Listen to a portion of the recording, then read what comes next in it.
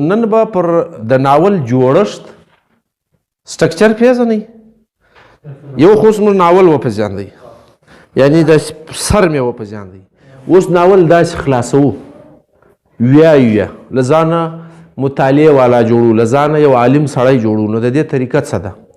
طریقه یې دا ده چې ناول د ګردې دنیا ژبه به نه یادو، که پښتو ده، که اردو ده، که انګریزي ده، که فارسي ده، که بله ژبه. د ټولې دنیا ادب یو دی. یوه دا خبره یاد لرئ، صحیح دی؟ د هر سړي ژبه صرف بدله ده. هر سړی یو پیغام چاته ورکوي، ژوند د جوړولو دپاره، د ژوند د ښایسته تېرولو دپاره.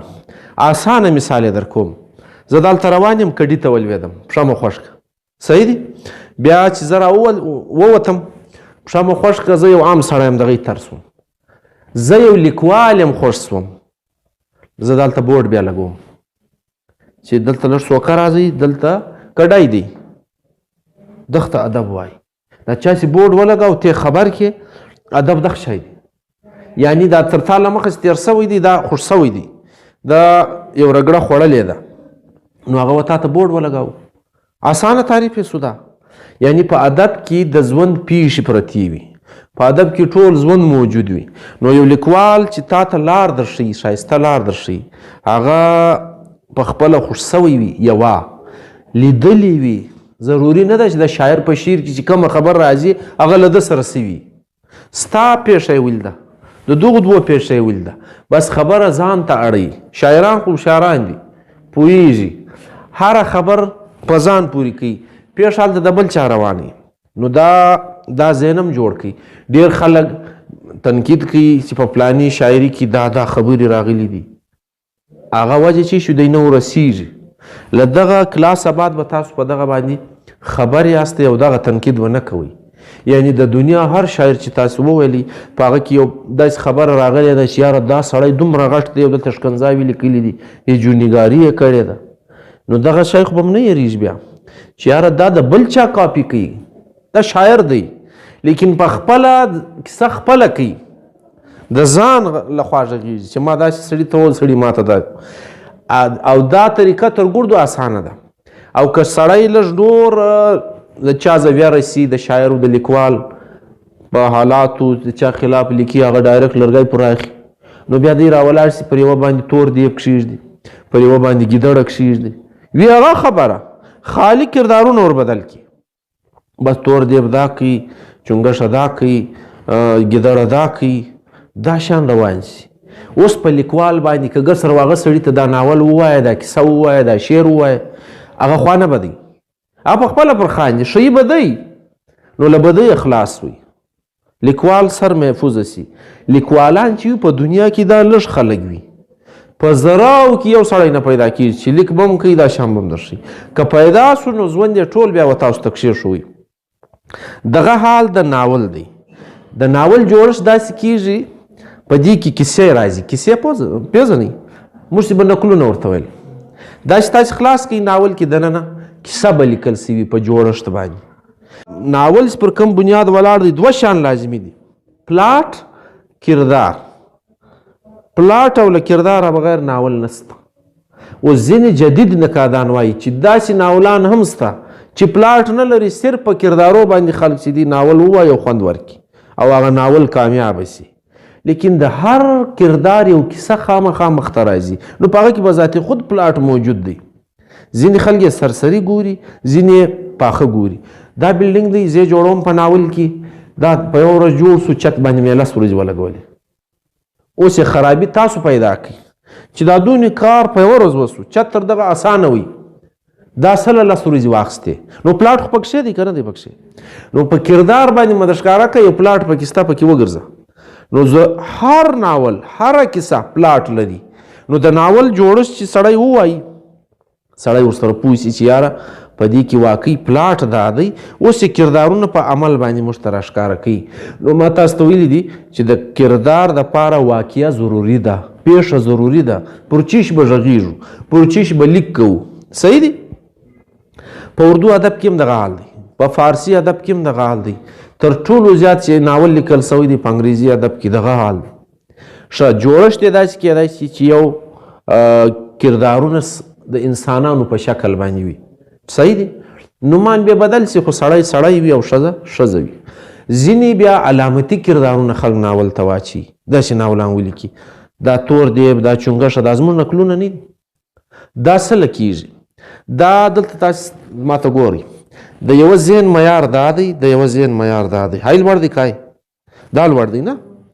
نو دا سړی چې دی دا هم دا رنګه ځان لوړوی سي، لیکن هغه کوشش کوي چې هر سړی په پوه سي. هی لوړ معیار والا بیا کوشش کوي چې بس څو کسه ناول وایي هر سړی هسې هم نه وایي. نو بس دا ما د هغو دپاره لیکلی دی چې پوه دي له اوله سره. نو هغه راولاړ سي په ناول کې علامت واچي. علامت ما تاسو در ښولی دی چې پریانان دي، دیوان دي، د هغو کیسه روانه ده، یعنی په تخیل کې سړی په هوا کې روان دی، وزر یې کړي دي. دا دوی چورته وایي دلته. صحیح دی؟ لیا نیکي یې وکوئ په دریاب کې، بیا درخته سوه، بیا راووته، بیا یو دم غټه سوه، بیا د لاس په نیسي ځان. د دې څه مقصد دی؟ د دې مقصد دا دی چې د علامت ځین لرې که دا واړوه ژوند ته. په ژوند کې داسې پیښ کېږي که نه کېږي؟ یو چا ښه کړي بل ځای بیا پر دغه رنګه ځای برابر سي، ښه ورسره وسي. چا دلته بد کړي بیا ځي یو ځای په بد برابر سي، هغه چم ورسره وسي. دا هغه علامتونه دي چې د لیکوال په ذهن کې دغه لري، فرق لري. یا لیکوال قصدن داسې چم کوي. ما تاسو ته فاروق سرور در یاد کړی هغه قصدن علامتي ناولان لیکي، علامتي افسانې لیکي. تور دیب دی، سګوان دی، چونګښه ده، دغه شانو رچي. د هغه دا اوس 2020 کال کې چې دی ناول لیکي دا د اوس پیښې به پکښې وي چې په دنیا کې سمه غټ غټې پیښې کېږي، لیکوال ورته ګوري، لیکن دا غټې پیښې چې د چا له لاسه کېږي له هغه ویرېږي لیکوال. که ډایرکټ هغه سړی ولیکي چې دا خو دغه سړی پکښې دی، نو هغه ښه نه یې لیکي، تاسې وي نسب یې نه لیکي. نو دی راولاړېږي پوښ ور واغوندي، خپلې خبرې ته ښایست ورکړي، رنګونه ورکړي. پوښونه نو 2-3 قسمې د 3 سره مې در وشو. نو دا پوښ چې ور واغوستی سړی به په خپله دا ناول ګوري، په خپله بیا وایي چې دا ښهي به هم دی، لیکن د ده به سر نه په خاص دا اوس څوک ښي. هلته نقشه بدله کړي. دا چې تاسو له هغه زاړه دوره زه راوګورئ تر دا اوسه پورې چې په انګریزانو کې چې کوم د سټیج ډرامې شروع سوي دي، د شیکسپیر په 24 ډرامو کې 12 المیه دي. صحیح دی؟ نو دا چې بیا دوی دغه راخیستي دي شکلونه دغه رنګه د باچا دور دی، د باچا سره تعلق دی، یعنی د انسان اپروچ صرف دغه ځای ته کېږي چې باچا به غټ سورس وي. اوس هم دغسې دي. نو هغه وخت خو نورې ذرایع نه وې، نو بس یو دغه چورت بیا اوس دا غټ دربار چې دی هغه د باچا دی، ښه شانګر د باچا په دربار کې دي. نو تاسو د شیکسپیر ډرامې وګورئ ګردې المیې دي په دغه شیانو باندې لیکل سوي. د باچا لور داسې وه، بله لور یې داسې وه، بل ځای داسې و، باچا داسې و، قوم داسې و. دا شیکسپیر به ذات خود علامتونه څه ټاکلي دي، په خپل دور کې ویریږي، په خپل دور کې د ځان د سر تحفظ غواړي، نو یې ځکه علامتي رنګونه یې ورچولي دي، ځکه یې افسانې داسې خیالي جوړې کړي دي چې سړی کار هم ځینې اخیستی سي، ژوند هم ځینې اخیستی سي. نو دغه شان یې د ناول هم دي.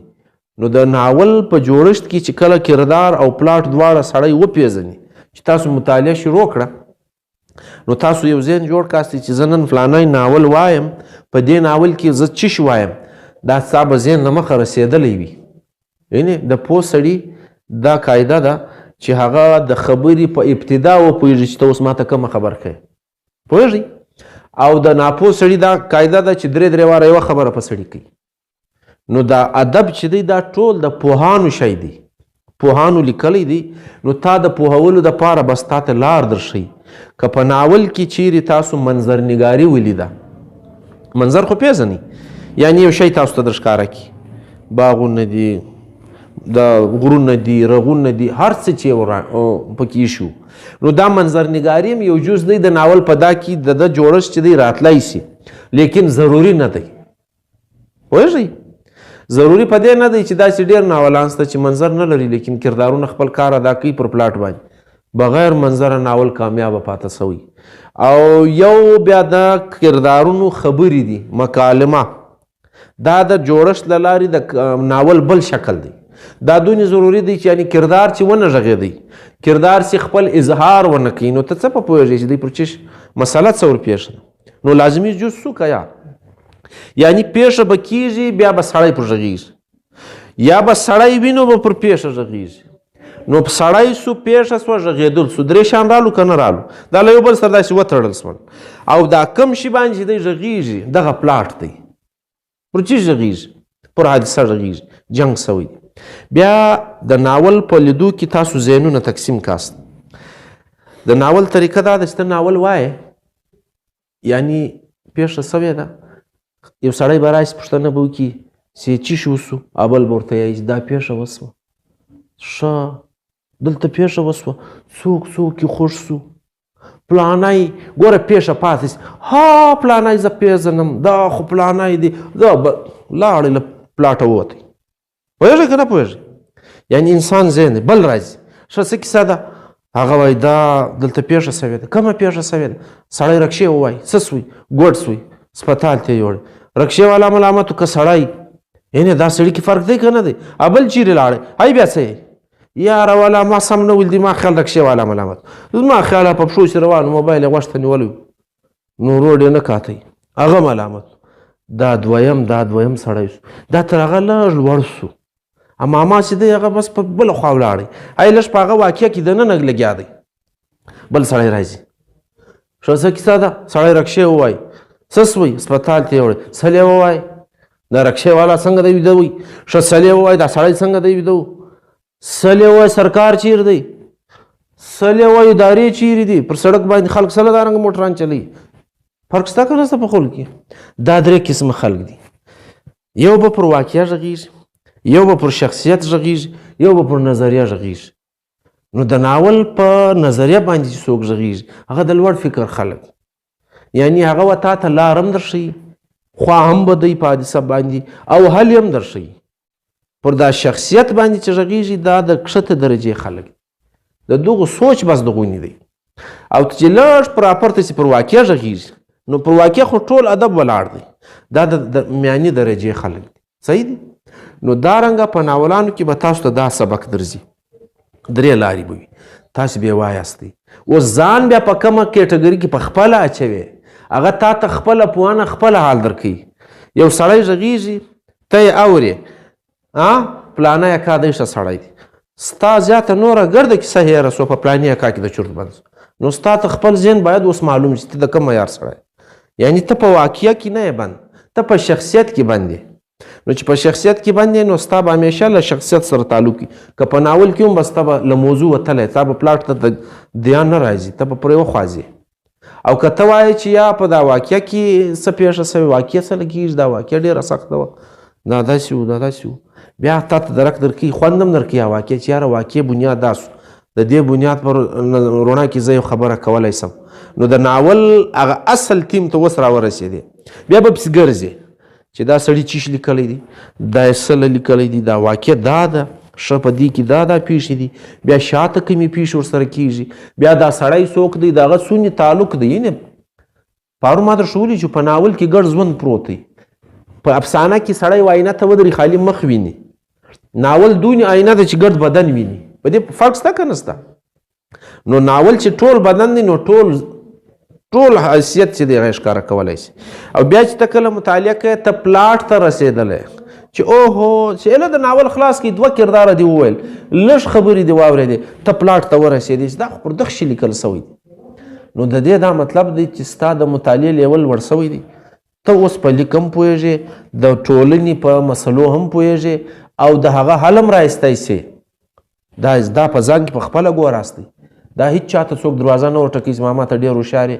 ته ډېر بې عقله بلکې انسان فیصله په خپله کوي اوس نو د ناول عروج در ښیم چې په کومه زمانه کې ناول پورته ځي صحیح دی دا ضروري دی ناول خور سړی لیکي لیکن ناول یو زمانه داسې راځي چې دا کې ناول ډېر مشهوره کېږي سماجي کشمکش پېژنئ چې موږ ګډ سره اخته یو تا و ما ته کډی کښلی دی ما و تا ته کډی کښلی دی بل و بل ته کښلی دی د شاخیانو تصویر دی هر یو چې پر سپور دی هغه بل شاله خوا ورته ناست دی اره یې راکښلي یعنی چې سماجه رابطې په کشمکش کې سي د یو بل د حالاتو د بدې ورځې غوښتنه راسي په دا کې که چا ناول ولیکي په دې پوهېږئ دا ډېر کامیابه کېږي فرانس یې مثال در کوم که تاسو ته فرانس انقلاب ووایست تر انقلاب لږ له مخه چې کوم حالات دا ډېر لوېدلي حالات دي او ناول د فرانس په دغه دور کې کامیاب دی تر ګردو. بیا چې انقلاب راشي هر څه بدل شي، خلک سم سي، توبه وکاږي او دا چپ خلک سي دا ته سزا یې ورکړي. بیا په دغه فوراً بعد چې بیا کوم ناول لیکل کېږي له سیاسي کشمکشه فوراً بعد یعنی بهتري راغله. بیا ناولان چې دي د فرانس په دا دور کې لیکل شوي دي دا ډېر لوړ دي. دغه روس ټالسټای د دغه ناول وګوراست سل لوړ دی چې دلته کشمکش دی په ګرده دنیا کې لاس اچولی روس. نو کشمکش بیا توري که سپین وي، لیکن په دا دور کې چې ناول لیکل کېږي ډېر کامیاب دی، ډېر عروج زمانې ته رسېدلی دی چې کله بیا دا زوال ته ضیا ختمېږي، سیاسي معاشره یې لویږي، نو دغه یې هم لویږي ناول، ټولنه یې پر شا ولاړه سي. نو بیا څوک مطالعه کوي، څوک سبق وایي. زموږ د پښتو ناول د پښتنو په وطن کې چې کوم حالات دي، بدې ورځې دي، هر پیښه چې کېږي، نو په دغه بدو ورځو کې چې یو سړی قلم راخلي کوي نو ښکاره خبره ده چې دغه ورځې به لیکي. دا نیس کېدای چې دی په وطن کې د اور بلي، د په کور کې د اور بلي، دوی د بل د کور د بنګلې صفت کوي. دا کېدای شي. ما تاسو ته ویلي حادثه لازمي ده. اول ورځ به درښولی په ناول په سړی چې فني نثر لیکي هغه ته به دلته حادثه رسېږي. او مثال مې دا درکړی مال چې هره ورځ کالج له راځې روټین دی، یو خوا هم نه به دی. یو ورځ یو سړی درته ودرېږي چې ولاکه نن کالج ته ولاړې، نو ستا ذهن بدلېږي که نه بدلېږي؟ ستا څه کالج هېر شوی ویل دا سړي سره سپینایي ته ولې ما ته ولاړې؟ او که ته لیکوال یې نو ته به له ده په ښه انداز ځان خلاص کړې، کور له به لاړ شي کښې باندې قلم برابر چې دا چې غوایم په لار کې ولاړ وي بیا سړی نه یې لکوي، نو د دغه دا لار ده، بیا پر هغه لار راځئ. په دې پوه شاستئ چې دا حادثه ذهن ته ورسېده، بیا انسان جوړ دی، بیا د انسان ادبي تخلیق چې دی هغه راپورته سي، بیا په ده کې کار شروع سي، د بل د ښېګړې کارونه شروع کړي، بیا بورډ ولګوي چې ماما دلته کډی دی زه خو لوېدلی یم ځان به راګرځی. نو دا د بورډ لګېدلو طریقه په دغه زمانه کې ده. نو د پښتنو چې کوم ماحول دی، په پښتنو کې چې کوم لیکوالان دي له شکه وتلي د خپل حالاتو لیک کوي چې څه نمونه بدې ورځې په مخه دي، څه نمونه حالات یې په مخه دي. په ناول کې هم دغه شان موجود دي، چا په علامت کې راوړي دي، چا ډایرکټ په کردارونو کې راوړي دي. صحیح دي. بیا زیاته د پښتنو د ژوند چې کم رنګونه دي دا څنګه تا خلاص کړي، ناول دې شروع کړي په وپوهېږي اوهو دا خو زموږ د کور کیسه ده، دا خو زموږ د کلي کیسه ده، دا خو دلته هم سوې ده، دا خو ما لیدلې ده. د دې دا مطلب دی چې ته په شي ورسېدې. د لیکوال د نکات په نظر باندې دا لیکوال چې دا لوستونکی دی دا یې هم لوړ معیار ته راورساو. بل ورځ مې درته ویلي چې دیکھنا تقریر کی لذت کہ جو اس نے کہا میں نے یہ جانا کہ گویا یہ بھی میرے دل میں ہے. چې هر څوک غږېږي چې تا دا اول دا خزما خبرې وکړې بس ته وپوهېدې، دغه ته پوهنه وایي. نو زموږ مقصد دا دی چې ستاسو لیول د ناول ځای ته راورسو. د ناول چې خلاص دې کوي بیا د دننه پاشي پوکو. د دغه سبق دا فایده ده چې یو خو به ته ناول وکړې، بل به مطالعه وکړې، بل به د مطالعې پس دلته بدل سي. چې دلته بدل سي بس معاشره سمه ده، بیا پیښې نه کېږي، بیا جنګونه نه کېږي، بیا حالات نه خرابېږي. دا کوم خلک چې پر مخ تللي دي دا په بس کې روان یم کتاب یې خلاص کړی.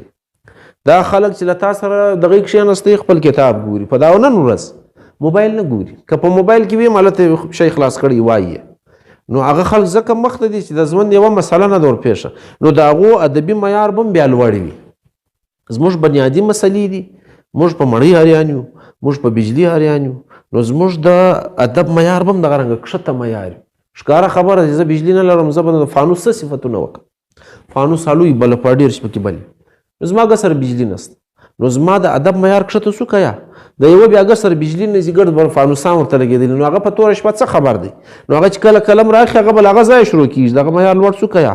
نو ځکه زموږ ادبیات چې دي تر دوی لږ راکښته دي چې زموږ په بنیادي مسایلو کې راګري، او د هغو یوه بنیادي مسله نسته.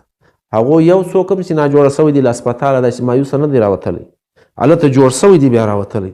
نو زما افسانه او ناول به پر دغه لیکل کېږي چې زما مریض تر هسپتاله رسېږي هلته مري. او د دوی ادب دا دی چې تر دا معیار ډېر لوړ غږېږي. اسانه سو که نه سو؟ نو په دې کې بیا فرق راځي. کله چې ټولنه لوړه سي، کله چې تاسو ناولان ډېر وویل، تاسو ژوند ډېر برابر کړي او هر سړی ووایي، بیا به زموږ هم هغه نقشه وي چې هغه په یورپ کې ده چې هغه څنګه خلک دي او څنګه مخ ته تللي دي. نو بنیاد یې دغه ناول دی، دغه ادب دی. که چیرې تاسو مطالعه کوله د جوړښت له لارې ګوراست بیا په خپله په پوهېږئ. اوس پوښتنه کولی شئ.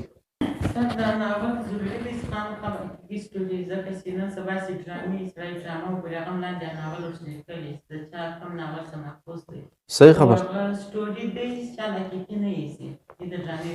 دا ما در ټول پرون چې ځینې ناولان چې دي هغه تخیلاتي وي، خیال وي د انسان، وزر یې کړي دي په هوا کې روان.